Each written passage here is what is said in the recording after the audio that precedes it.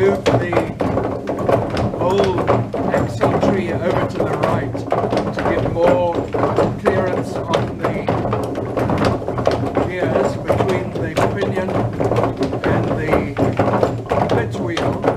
It's running a lot better, but at the top we've still got to do quite a lot of work there to firm the neck bearing up.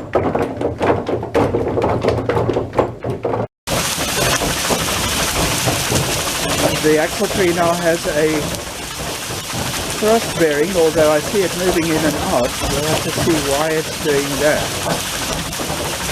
But there's a natural outward force from the making of the gears.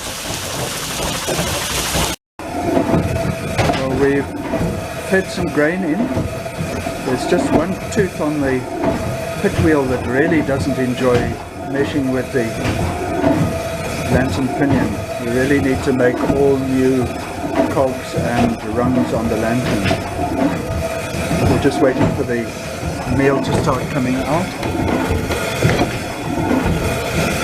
And this is the new neck bearing set in the bedstone. Cully's going to use packing to fill the gap between the stone, the bedstone, and the rather rough hole in the floor there.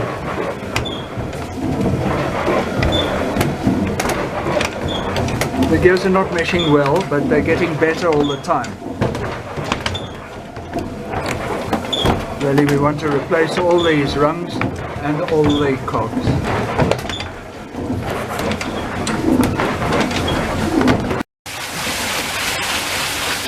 The running will definitely be improved if we replace the cogs and rungs on the lantern pinion. And it's still running a million times better than it did before. Cully says he could hear it running from the workshop.